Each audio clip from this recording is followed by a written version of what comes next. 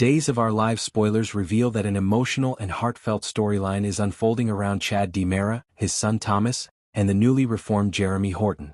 After months of tension, confusion, and emotional distance, something finally changes, and for the first time in a long while, Chad feels genuine hope for his son's future. But while he's overjoyed that Jeremy managed to reach Thomas in a way no one else could, there's still a mystery surrounding exactly how Jeremy got through to the troubled boy, and whether his methods might bring healing or more trouble down the road. At the DiMera mansion, Chad has been carrying the heavy burden of being both a father and a man still haunted by grief and guilt. Ever since Abigail's death, Chad has struggled to raise Thomas and Charlotte alone while also trying to keep his emotions together. He's done his best to give his children stability, but the shadow of Abigail's loss and the complicated DiMera legacy has made things even harder.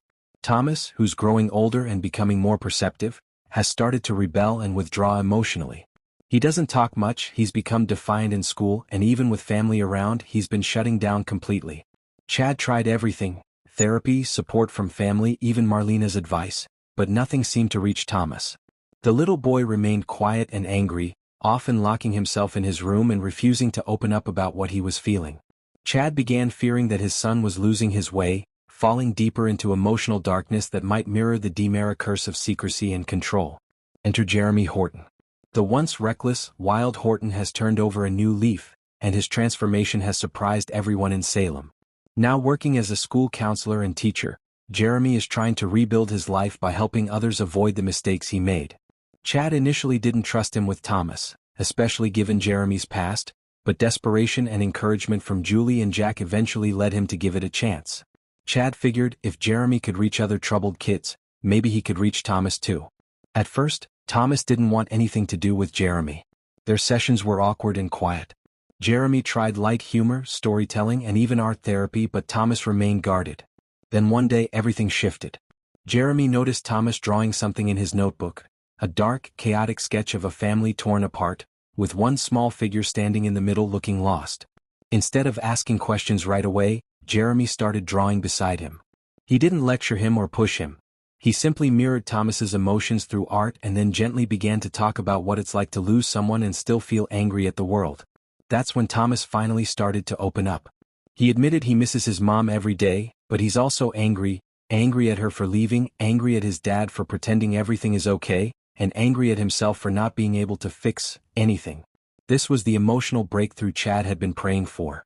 Jeremy helped Thomas realize it's okay to feel angry and sad at the same time, that love doesn't mean pretending to be fine when everything hurts. When Chad found out what happened, he was overwhelmed with relief and gratitude. For the first time in months, he saw Thomas smiling again, talking, and even laughing. Chad hugged his son tighter than ever, tears in his eyes, thanking Jeremy for doing what no therapist or family member had managed to do, help Thomas begin to heal. But there's still one question hanging in the air: how exactly did Jeremy know what Thomas needed to hear? It turns out Jeremy shared something deeply personal about his own past, a painful secret that made Thomas see him as more than just another adult. Jeremy told Thomas about losing his way, hurting people he loved, and finding forgiveness through people who refused to give up on him. He made Thomas see that even broken people can still be loved, and that healing starts when you stop running from the pain. While Chad is overjoyed that Thomas is finally making progress, not everyone in Salem is completely at ease with Jeremy's methods. Julie and Jack are proud of his transformation, but some people, especially Jennifer and even E.J. DiMera, are skeptical about how deeply Jeremy is getting involved in the DiMera family's private pain. E.J. might even warn Chad that letting a Horton into his son's mind could lead to unwanted complications, especially if Jeremy ever crosses a line emotionally. Still, for now, Chad isn't thinking about warnings or potential fallout. All he sees is his little boy smiling again. After so much grief and heartache, seeing Thomas laugh, talk, and draw happier pictures feels like a miracle. Chad knows Abigail would want this, for their son to find light again, even if it came from an unlikely source.